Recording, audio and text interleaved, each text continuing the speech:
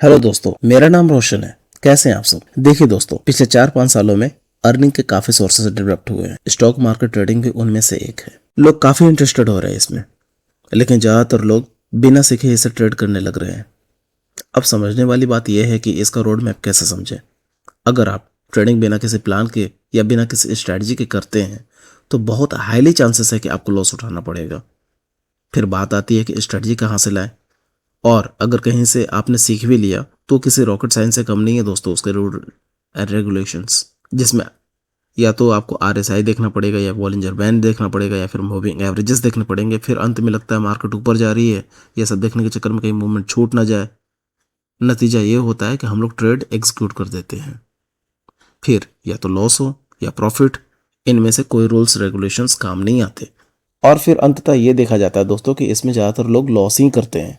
खैर, आज मैं आपको बताने जा रहा हूँ 4 ऐसे स्ट्रैटेजी जो ना सिर्फ सिंपल हैं बल्कि ये वर्क भी बहुत अच्छे से करते हैं। मैं कोशिश करूंगा इसे आम बोलचाल की भाषा में समझा सकूं। इसमें पहला है स्विंग ट्रेडिंग, दूसरा ब्रेकआउट ट्रेडिंग, तीसरा रिवर्सल इंट्राडे स्ट्रेटजी और चौथा पिरामिडिंग।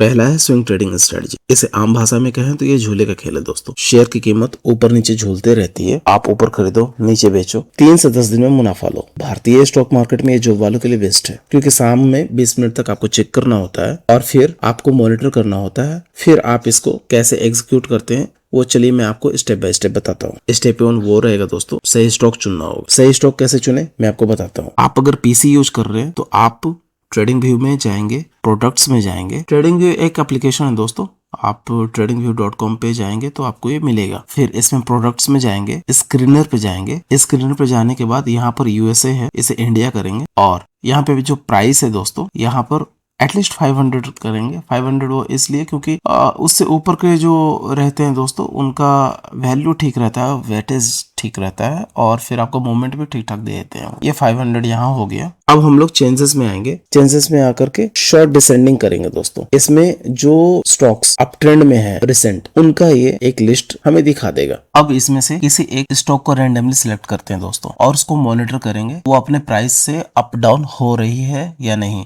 अगर वो नहीं होती है तो हम लोग उसको छोड़ देंगे। चलो इसको सिलेक्ट करते हैं। ये देख पा रहे दोस्तों, ये देखिए इसने काफी अच्छा मूवमेंट दिया है। इसको करना क्या होता है ना, इसके हाई और लो को हम लोग मार्क कर लेंगे। मान लो कि ये आप इसका अगर हाई को हम लोग मार्क करते हैं, ये हमारा हाई और ये हमारा लो रहा। अब करना क्या होता है दोस्तों, मैंने क्या कहा था, 3 से 10 दिन तक मॉनिटर करेंगे। आप देखिए इसका हाई ये रहा, इसका लो ये रहा, लगभग बीच में देखेंगे तो 1 डे का टाइम फ्रेम है दोस्तों। ये एक एक कैंडल एक एक दिन का है, तो इस हिसाब से आपने 10 से 15 दिन तक आपने इसे मॉनिटर किया। आपको करना क्या होता है, टारगेट कैसे लगाना होता है, स्टॉप लॉस कैसे लगाना होता है मैं बताता हूँ। देखिए जैसे ही प्राइस दोबारा से यहाँ पर आती है तो या फिर यहाँ पर भी अगर आपने लिया होता तो भी आपको अपने स्टॉप लॉस का 3 गुना टारगेट रखना होता है। कहने का मतलब है 1:3 टारगेट होना चाहिए आपका। तो आप देखिए अगर आपने यहाँ पे लिया तो मान लो कि अगर आपने अपना स्टॉप लॉस 15 पॉइंट का भी रखा है तो आपको टारगेट 45 पॉइंट का होना चाहिए। अगर आपने इसे 594 पे लिया है तो 580 आपका स्टॉप लॉस होगा और आपका जो टारगेट है वो कहीं ना कहीं 45 पॉइंट्स ऑलमोस्ट क्रॉस कर चुका है दोस्तों, 688 है। तो ये तो आपका टारगेट और स्टॉप लॉस समझ में आ गया आपको। एक और एग्जांपल लेते हैं किसी और रैंडम स्टॉक को सिलेक्ट करके, चलिए देखते हैं। चलिए इसी को देखते हैं। देखिए इसमें भी बहुत सिंपल है दोस्तों। अगर आपने यहाँ पे हाई और लो को मार्क किया है, ये देखिए इसका रिसेंटली अगर आप लो देख रहे हैं तो ये बार बार यहाँ पे टच कर रही है और फिर इसका हाई देख रहे हैं तो मार्केट ने बार बार यहाँ पे इसका हाई को टच किया है। यहाँ टच करके जैसे यहाँ आती है फिर हम लोगों ने इसका स्विंग ट्रेड के लिए कॉल के लिए लिया। अप ट्रेंड के लिए ही चूज करेंगे दोस्तों, ये ध्यान रखेंगे हम लोग स्टॉक्स हमेशा अप ट्रेंड का चूज करेंगे। अब देखिए इसमें आपको 1:3 का टारगेट आपको मिला है या नहीं मिला है। इसे और सिंपली तरीके से आप अगर बैक टेस्ट करेंगे तो ज्यादा अच्छे से समझ में आएगा दोस्तों। इसका एक एप्लीकेशन भी होता है जिसमें हम लोग चूज कर सकते हैं कि कौन सा स्टॉक्स अप ट्रेंड में है या नहीं। इसका एक स्क्रीनर एप्लीकेशन होता है दोस्तों, मैं एक वीडियो मेंशन कर दूंगा जिसमें आपको ये पता चल जाएगा कि स्टॉक सिलेक्ट करना कितना आसान है। ये स्क्रीनर है दोस्तों, प्ले स्टोर पे जाकर स्क्रीनर टाइप करेंगे आपको ये मिल जाएगा। इसमें आप जैसे ही स्क्रॉल डाउन करेंगे आपको प्राइस और वॉल्यूम दिखेगा। गोल्डन क्रॉसओवर को क्लिक करते हैं तो आपको दिखेगा यहाँ पर जो भी अप ट्रेंड में स्टॉक्स चल रही हैं। फिर से आप स्क्रीनर पर जाएं, क्वार्टरली रिजल्ट में आए, द बुल कार्टेल में आए, इसमें भी आपको पता चल जाएगा अप ट्रेंड में कौन कौन से स्टॉक्स हैं। वैसे ही बेयरिश अगर आपको जानना हो तो प्राइस और वॉल्यूम पे आए, बेयरिश क्रॉसओवर, ये आपको ज़्यादा मेहनत करने की ज़रूरत ही नहीं है। अगला है ब्रेकआउट ट्रेडिंग स्ट्रेटजी। दोस्तों अगर इसे सिंपल भाषा में अगर बताया जाए तो आप ये समझो कि कोई स्टॉक है जो कि अपने प्राइस को बार बार टच कर रही है लेकिन उसे क्रॉस नहीं कर पा रही है, या फिर ये कहो कि वो बार बार वहां से नीचे गिर जा रही है। मैं आपको सिंपली बताता हूँ, जैसे मान लो कि कोई 1000 रुपए का स्टॉक है, वो बार बार अपने 990 रुपए पे जा रही है और वहां से फिर नीचे आ जा रही है 980 रुपए पे, और फिर 980 और 990 के बीच में वो रेंज बाउंड में चल रही है। तो आपको इस तरह के स्टॉक्स को ढूंढने होते हैं। इसमें फेक ब्रेकआउट से बचना होता है दोस्तों, और फिर आपको इसमें एंट्री लेनी होती है, फिर स्टॉप लॉस और टारगेट सेट करना होता है। एग्जाम्पल दिखाता हूँ मैं आपको। फिर से स्क्रीनर पे चलते हैं और कोई भी एक रेंडमली आप सिलेक्ट कर लीजिए। मान लो कि हम सिलेक्ट कर लिए BBL को ही सिलेक्ट करते हैं। अब चलिए देखते हैं। जैसे आप इसे सबसे पहले 15 मिनट के टाइम फ्रेम पे लगाएंगे दोस्तों। मैंने इसे क्या किया, एक ट्रेंड लाइन को ड्रॉ किया। ट्रेंड लाइन आपका वैल्यूएबल तभी होता है दोस्तों, कम से कम 3 पॉइंट आपका टच होना चाहिए। ये हमारा ट्रेंड लाइन है। अब देखिए, या तो अगर मार्केट इसको क्रॉस करके नीचे आ जाए तब, या फिर इसको क्रॉस करके ऊपर चला जाए तब। जैसे इसने एक रेंज को तोड़ा है, आप देख सकते हैं दोस्तों ये कहां तक गई है। आप इसमें भी 1:3 का टारगेट लगा सकते हैं, तरीका वही रहेगा। तो आपको मान लो कि अगर आपने इसमें 90 पॉइंट का टारगेट लगाया है तो आपको इसमें 30 पॉइंट का स्टॉप लॉस लगाना पड़ेगा। मैं एक और एग्जांपल निफ्टी से देता हूं। जैसे कि आप यहां देख सकते हैं दोस्तों, ये मार्केट रेंज बाउंड रही थी, पूरा दिन मार्केट रेंज बाउंड रही है।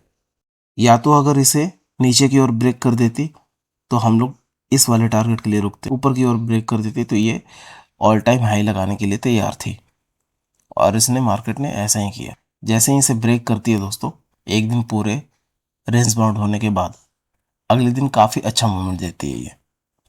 तो ये तो हो गया आपका ब्रेकआउट ट्रेडिंग स्ट्रेटजी दोस्तों। इसमें आपको फेक ब्रेकआउट से बचना होगा दोस्तों। कैसे बचते हैं बताता हूँ मैं आपको। आप ये देखिए वॉल्यूम, ये कैसे लगाते हैं दिखाता हूँ। आप इंडिकेटर में जाएंगे, यहाँ पे वॉल्यूम टाइप करेंगे दोस्तों। जैसे ही यहाँ पे इसको क्लिक करते हैं आपके पास एक इंडिकेटर आ जाएगा। जब भी आपको ब्रेकआउट मिलेगा तो वहाँ का वॉल्यूम देखेंगे। अगर आपको बुल का ब्रेकआउट मिल रहा है तो बुल का यहाँ पे कैंडल बड़ा होना चाहिए।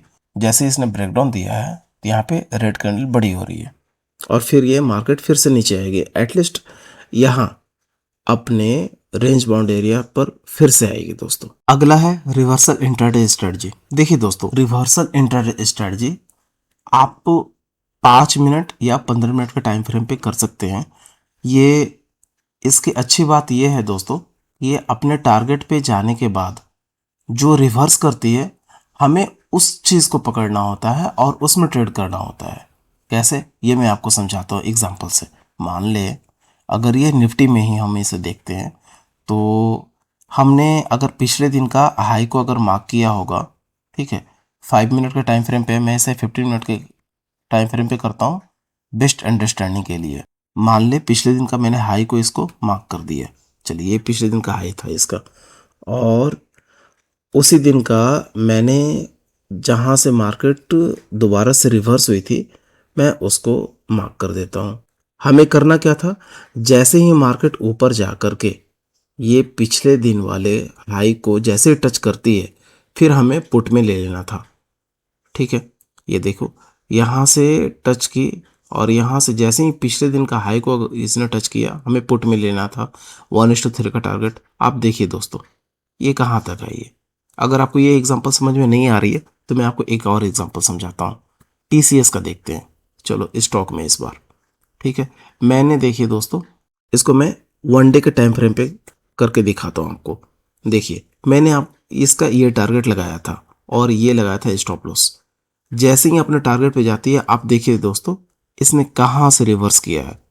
मुझे 1:3 का टारगेट बहुत ईजिली मिला है इसमें। अगर इसमें 5 मिनट के टाइम फ्रेम पे करता हूँ, मैं फिर से बता रहा हूँ दोस्तों, रिवर्सल इंट्राडे स्ट्रेटजी ये सिर्फ इंट्राडे वालों के लिए अच्छा है। इसने जैसे ही अपने टारगेट को टच किया फिर मैंने यहाँ से पुट के लिए लिया और मुझे 1:3 का टारगेट बहुत ईजिली मिला दोस्तों। जहाँ से इसने ऊपर चढ़ना स्टार्ट किया था मैंने उसका टारगेट लगाया। आप इसके अलावा भी और चाहें तो किसी और ट्रेड में भी देख सकते हैं, आरबीएल में ही देख लें, एकदम सेम चीज़ है दोस्तों। अगर आप इसे 15 मिनट के टाइम फ्रेम पे करते हैं स्टॉक्स में, तो ये देखिए जैसे इसने अपना हाई ये बनाया है, ठीक है। अब जैसे ही ये अपने हाई पे जाती है, दोबारा से अगर मैं आपको फ्यूचर की बात बता रहा हूँ, फिर से अगर यहाँ पे जाती है दोस्तों, तो हमें क्या करना होगा, सेम डे में यहाँ से सेम डे में मुझे यहाँ से पुट लेकर के बैठना होगा दोस्तों, या फिर आप डाउन ट्रेंड में आप खरीद कर बैठेंगे और आपका टारगेट क्या होना चाहिए, एटलीस्ट 1:3, मतलब कहीं ना कहीं आपका ये टारगेट होना चाहिए, ये 324 से 320।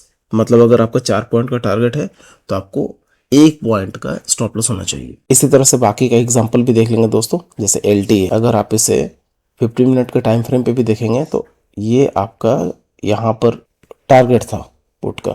जैसे ही यहाँ से यहाँ तक आती है तो फिर हमें यहाँ से कॉल लेकर बैठना होगा, और इसका टारगेट कहाँ तक होना चाहिए, तो जाहिर सी बात है यहाँ तक, जो कि बहुत इजीली अचीव की है। देखिए आप टारगेट और स्टॉप लॉस कैसे सेट करते दोस्तों, मैंने ऑलरेडी एक वीडियो में बताया हुआ है। अगर आपने वो वीडियो नहीं देखा है तो मैं आपको आई बटन पे वो लिंक दे दूंगा, आप प्लीज़ जाकर के उसे एक बार चेक कर लें। आपको बहुत अच्छे से समझ में आ जाएगा कि हम लोग टारगेट और स्टॉप लॉस कहाँ से बताते हैं। अब अगला है दोस्तों पिरामिडिंग। पिरामिडिंग स्ट्रेटजी ऐसी है कि आप इसे नॉर्मल समझो कि आप एक जीती हुई रेस में हिस्सा ले रहे हो। मतलब जो ट्रेड आपका ऑलरेडी प्रॉफिट दे रहा है, आप उसी में और लॉट्स बढ़ा रहे हो। मैं एग्जांपल से समझाता हूँ। जैसे किसी स्टॉक को मान लो आपने 2500 में खरीदा, 2500 रुपये का अगर वो स्टॉक चल रहा है तो आपने उसे 2 लाख में 800 शेयर खरीदा और आपका स्टॉप लॉस 2400 का है।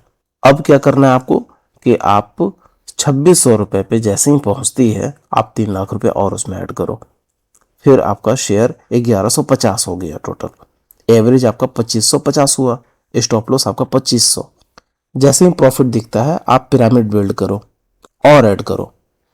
मान लो जैसे ही वो 2700 पे आपकी जाती है तो आप उसमें 3 लाख और ऐड करते हो, मतलब 1100 शेयर और आप उसमें ऐड करते हो। अब आपका एवरेज हो गया 2610 का और ट्रेलिंग स्टॉप लॉस हो गया आपका 2650 रुपए का। देखो एवरेज ऊपर चढ़ गई, मुनाफा लॉक। अब क्या होता है, जैसे ही 2850 पे टारगेट हिट होता है सब बेच डालो आप।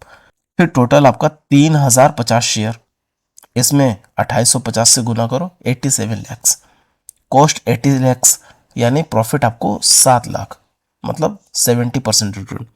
बिना पिरामिडिंग के अगर आप ये करते तो आपको 80,000 का प्रॉफिट होता, और पिरामिडिंग के बाद आपका इसमें प्रॉफिट 7 लाख का, एटलीस्ट 70% का आ गया। अगर आप पिरामिडिंग कर रहे हो तो स्टॉप लॉस नीचे से ऊपर शिफ्ट होता है और टारगेट और आपका बढ़ता जाता है। एक समय तक जैसे ही आप अपने टारगेट पे पहुंचते हो, आपका मुनाफा जो कि आप कम लोट में ले रहे थे, वो ज़्यादा लोट की वजह से आपका मुनाफा ज़्यादा हो जाता है दोस्तों, फिर आप उसे बुक करते हो। अगर आपको ये सेशन पसंद आ रही है दोस्तों तो प्लीज़ इस चैनल को सब्सक्राइब करें और बेल आइकन को दबाएं, ऑल नोटिफिकेशन पे क्लिक करें। आज के लिए इतना ही, मिलते हैं अगली वीडियो में दोस्तों। Thank you.